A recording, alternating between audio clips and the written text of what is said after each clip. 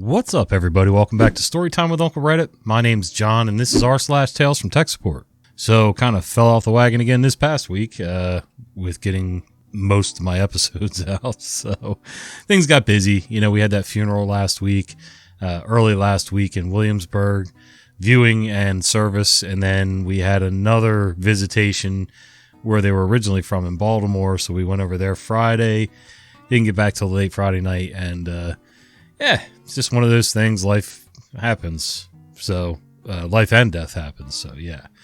Anyway, appreciate everybody watching the videos, commenting, and condolences to those of you that gave any on the channel. And if you're observant, you've noticed by now that the tree is gone. I kind of didn't have much of a choice. We're starting to grow things for ourselves here. Starting seed flats for stuff to go in the garden and seed flats of microgreens and then sprouts, tons of sprouts.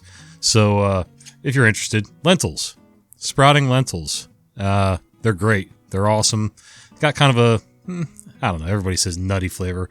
I don't really get nut out of it, but they are a legume and they're really good in salads, stir fry, things like that.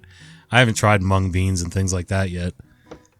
And we tried alfalfa seeds, and they're okay, but I don't know. They just weren't doing it for me. So these are broccoli sprouts.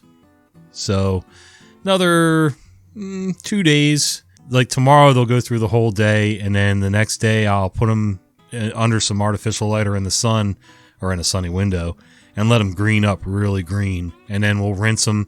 We rinse them, and the seed hulls float to the top when we're rinsing them, and we can scoop them off. And you get nice little greens for your salad, your sandwich, whatever. And I just dumped all that water on my leg. It's pretty cool. You have these little screen lids so that you can fill them with water, rinse them, and dump it out, and get most of your water out so you don't dump it in your lap. Anyway, we're going to start another channel soon, my wife and I. And it's going to have a lot of family stuff, house stuff, lifestyle things, homesteading, but not. I mean, you know, we're not exactly in the city, but we're not exactly in farm country like where we are with our house. So we're starting small, scaled way back. We've got some hens that we're going to be picking up in the next, well, we're going camping next weekend. So another weekend going out of town. So probably right after this upcoming weekend, we're going to pick up some hens that my daughter picked up for us. She's hen sitting in her flock. She integrated them. They're going through their molt, so they don't look like much right now. Look like they got caught in a wind tunnel. Bad. Anyway, that'll fix, you know, they'll get their adult big girl feathers, and then they're already starting to lay eggs, so that's good. They'll start paying for themselves soon.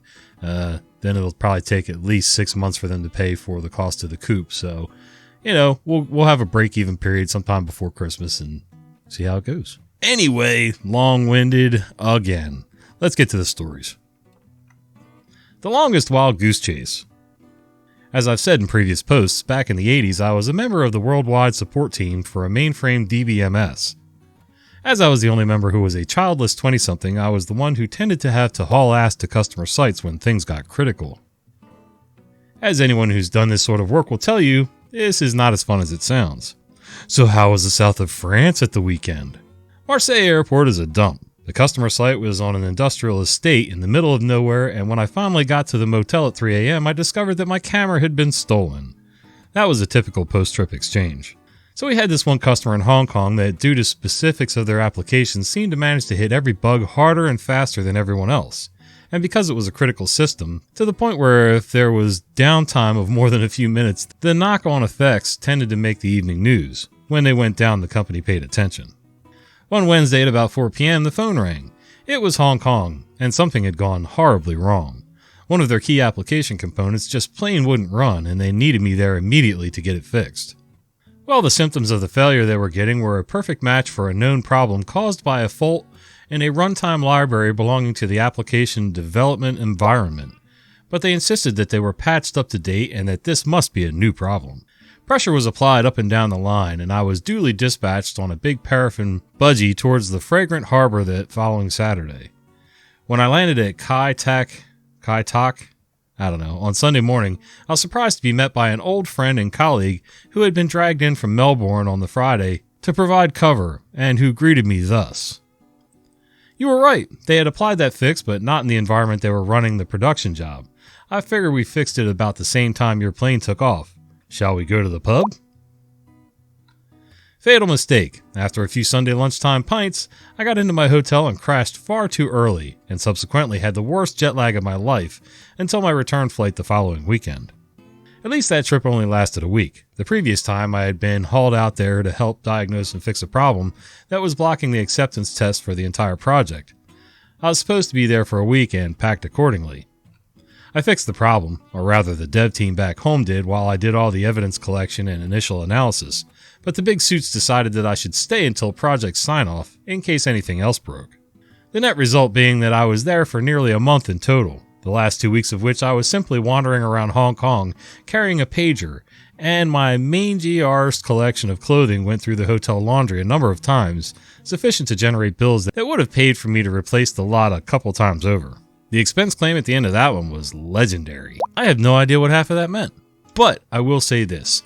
I've done construction work over the road, I've done local construction work, and the travel jobs always seem to be the weirdest and worst case scenarios usually. The job itself, you plan to be there for months at a time, doing a fast track restaurant or office building, things like that. And that's all well and good. You have your ups, your downs, your schedule mishaps. Very rarely does anything come in early. But if you can mitigate how late things come along and your turnover at the end when operations starts getting the building going, then okay, you've done your job well, and usually you'll get some kind of bonus. Well, then, come 30 days later, they want somebody to go back and do punch list work or warranty work, and I'm not sure why they went after the superintendent to do this when they have guys, carpenters, roving carpenters that can do this kind of stuff. I don't know. It was beyond me, especially with the rate that I was getting paid. I was salaried, but anything on punch list stuff or warranty work, I was paid hourly, and I was paid the whole time. When I left my house, I wasn't done being paid until I got home. So, hey, you want to spend that kind of money? Go for it. And then I'll add on top of that a per diem, plus flight costs, plus boarding, plus, you get the drift. And usually it was for nothing. Usually it was something that I could fix in a matter of a couple hours. And at the minimum, I was there for 2 days. So, yeah, pint time it was. How Train Simulator became the bane of my life. So, to preface this, I do not work in tech support. There may be many things I do within that could have been solved quicker and more efficiently by a smarter person, but then the story wouldn't be half as long-winded and funny. So my dad is a retired man who doesn't game much, but when he does, he loves to play Train Simulator, the old age of Empire games, and surprisingly, Colin McRae Rally. About 2 months ago, he told me that he had started getting a weird problem. His PC was randomly blue screening, mostly whilst gaming, but not always, and the problem was intermittent and sometimes didn't happen for weeks, and sometimes multiple times a day. This already sounded like my sort of nightmare, parent tech support issue, but I said I'd help. My only clue was my dad had said that the blue screen mentioned a memory error. This clue ended up being a red herring that led me down the entirely wrong path. So I headed around with some spare RAM I had and replaced his RAM. A few days later, he called to inform me the crash had happened again. My dad also had wanted a bigger hard drive, so I decided to get him a new SSD and did a complete reinstall of his system and took his old hard drive out, wondering if that was the issue. I'd gotten my hopes up this had worked because I didn't hear anything from him regarding the PC for nearly 3 weeks. Then it crashed again, and I was frustrating back to the drawing board. Eventually, my dad was going on holiday for 2 weeks, and I asked him to drop his computer off so I could finally solve this issue. I had to reproduce the error myself, I felt, because otherwise, I just wasn't well educated enough to fix this myself. But if I found out what the error was, then Google would be the hero. So I took the PC in and loaded up Age of Empires 2 and got to playing. I played that game for about 3 hours, but no crash. Weird. The next day I came back and tried some other games on his PC, including his ancient version of Colin McRae Rally, which let me tell you is utterly awful to play with a keyboard and mouse. Still no luck. This was the moment I'd been trying to avoid. I was going to have to actually play Train Simulator to fix this problem. So I steeled myself for the awful experience that was to come and began to play this cursed game. I'll spare you the details because man was not meant to endure that tediousness, but I'll say that after a couple hours the PC finally crashed. Yet it didn't crash to a blue screen like I was expecting. It just turned completely off, and even more strangely, when I turned it back on, immediately turned off again once I got into Windows. Immediately I thought something in this PC must be overheating, but that's crazy because I cleaned the fans, heatsink, and power supply when I installed the new hard drive. Getting to work, I installed some heat monitoring software and kept it on display on my second monitor and jumped back into Train Simulator. It was during some cursed turn in some Highland Scottish railroads that I noticed the CPU was starting to get dangerously hot, and sure enough, the PC crashed moments later. But the fan was working and clean, as was the heatsink. I was nervous the CPU was busted or something because that'd be expensive to fix. But I decided to have a look at the processor physically, though I'm not sure why because it's not like you can eyeball a broken processor and diagnose the problem, but I went ahead anyway. When I unscrewed the heatsink, I got a strange surprise. There was absolutely zero thermal paste on the CPU. I don't know if there had been and it had degraded away, or the company my dad had initially bought this PC from years ago just failed to paste it. In any case, there was absolutely no paste. I didn't actually have any paste, so I had to wait a day for some to arrive from Amazon. But after that, I cleaned the processor, pasted it up, and put the PC back together. That's when it depressingly hit me. I was going to have to play Train Simulator a final time to see if the problem was fixed. After 4 hours of Train Simulator, I concluded I had suffered enough and either the problem was fixed or I was giving up. When my dad returned from his holiday, I gave him his PC back and told him to keep playing Train Simulator. He told me recently that he's been playing it an awful lot and not encountered any issues, so I'm nervously putting this down as solved. There's still some mysteries around this that bug me. What was the blue screen my dad saw? Was there actually a memory error I accidentally fixed during all this, or did he just get confused? Why was it crashing a lot more frequently and in many computer games for my dad, but only Train Simulator for me?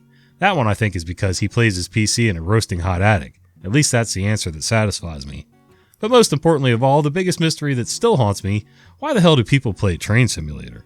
Yeah, I don't understand where the blue screen came from, except if he's playing in a hot attic, that is going to mess some things up. I've had it happen to me with a laptop and this PC, as a matter of fact, where the PC didn't crash. I had the Core Temp app running on my desktop here, and I could see the temperatures were starting to climb, so I got the hell out of there.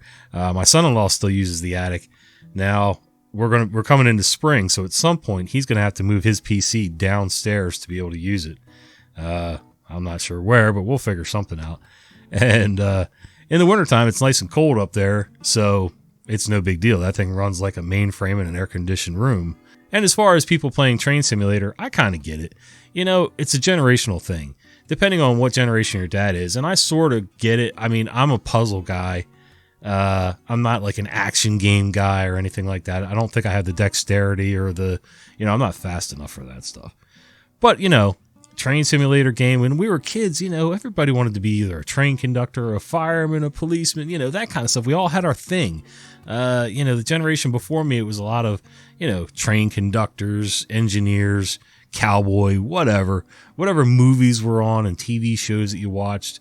A lot of kids got their brain into that kind of stuff, that's what I want to do when I grow up. So, yeah, I could kind of see doing it. And it's just one of those things that passes the time and it's something to fidget with. I mean, I think it's better than just sitting there watching mindless television for hours on end, which I grew up doing. So, and if I say that, that's really something. The server's down, but hey, at least the floors got vacuumed. Alright, this one should be short and sweet. Been a while since my last post, so hopefully I don't bump into any new rules along the way. Backstory. At the time of this story, I'd recently started work at a small IT support company which had various remote clients, about 15 to 20 minutes drive from our main office. Most of what we did involved remote support, but there was often on-site work as well. One particular client I'm going to call Woody's Woodworking, or WW for short. Our contract with Woody's involves basic maintenance of their on-site hardware, which usually is just the bi-monthly emptying of sawdust in the cases. Today, however, they just reopened after a holiday period and noticed their file server was down. Jessica from Woody's calls to request support for this one while I'm out on site with another client. She informs me the server is down, and I give her instructions on how to identify if it's powered on. I verify that it's not online on any desk or TeamViewer, and in this time, Jessica has decided to start rebooting anything tech-related in what she thought was the server room. Now, to be clear, I'd never worked with Jessica at Woody's, let alone on their site before this day, so I was piloting a non-tech-savvy client blindfolded into finding a server I didn't know where it was and identify the issue with it. We quickly gave up and assigned this as a service call, and I went out on site once I'd wrapped up with my current client. By the time I rock up, Jessica was on break and I was left with her co-worker, Carl. Carl was slightly more tech-savvy, but not quite enough. When asked to take me to his server room, Carl took me to his main fiber ingress point to the complex, a messy cabinet in the break rooms of cables and haphazardly arranged networking components. A Wi-Fi router here, a 24-port gigabit Ethernet switch there. At this point, I recalled during handover from the previous tech that Woody's Woodworking was using a series of cheap NUCs purchased from a certain Chinese online retailer, and these served predominantly their office staff, but also their file server. So going into the office section of the complex, I found it. A NUC sitting in the back corner of the absent manager's overcrowded with junk office, alongside two Western Digital Reds sitting in an offline external USB caddy, and the cause of all our problems. Woody's had cleaning staff come in a week before they opened back up. These staff had used any available PowerPoint to power their vacuum cleaners. One such PowerPoint they chose to use was an occupied one, the servers. And rather than restore the machine, they simply left it powered off. Nobody knew where this server was, or even that it was a server, and so it just stayed off until I switched it back on. Fortunately, no data was lost. The server was back up and running in about 10 minutes, and considering how busy I was, we called it at that. I'd later go on to move their server into the same cabinet as their networking spaghetti, put a lock on it, and give the manager the only spare key. Kind of reminds me of a story we heard for years over and over about some cleaning person coming in with either a vacuum or a floor buffer into a hospital room or a nursing home room or something where somebody was on life support and pulling the plug so that they could plug their cleaning machine in and, inadvertently killing the patient. But it was never discovered before the cleaning person had plugged the unit back in and everything seemed fine, except why did the person die? And I guess this was the days before, an alarm would sound at the nurse's station when power went off or the patient's vitals changed, things like that. So I don't know if it's true or not, but it sounds good. Your BlackBerry stopped working? I think I know what happened. Some years ago, I was running IT for a department at a university. We had many academic staff who thought they were a lot more important than they actually were, and a few who were exactly as important as they thought they were. We got a call in one day from the PA of one of the latter, who said, "Mr. C's BlackBerry isn't working anymore. Can you please come and have a look at it?" Mr. C was an adjunct appointment, meaning we probably didn't actually pay the guy. He was the former head of a national political party, and in the running to be prime minister at one time. We were under instructions to keep the guy happy. Fair enough. So we didn't actually provide or support BlackBerries, and it was a bit of a surprise to get a support call for one of them. But again, Mr. C was important, so I went along to see what the problem was. I arrived to Mr. C's office and had a look at his BlackBerry. Sure enough, it had been remote wiped and bricked. I gently brought up that this looks like it had happened, and asked where it came from. He said, "I got it from Parliament. I use it every day." Being a follower of news, I again gently said, "I don't presume to know your business, but I recall you didn't run for re-election 6 months ago. Do you think that because you're no longer a member of Parliament, that might be why?" The proverbial light bulb went off and he said glumly, yeah, I think that's possible." I never heard from him again, and he went on to become an ambassador and state governor. 6 months? Are you kidding me? They're going to let you use a BlackBerry free range out in the wild for 6 months? And I'm pretty sure there was, I don't know how sensitive material would have been on the BlackBerry, but it still can't be good. I mean, there's got to be some kind of security protocols for that, right? I don't know. It's like letting one of your employees keep all their passwords and access to the network after they've quit or been fired. Wow. I don't know. All right, guys. Well, let me know what you think about the idea of my wife and I doing a channel about life. Big family life, multi-generational living life, small scale homesteading, things like that. Yeah, I think it'll be good, and maybe you guys might get a kick out of it too. Who knows? All right, till next time, take a look at this video here. I think you're going to enjoy it. See ya.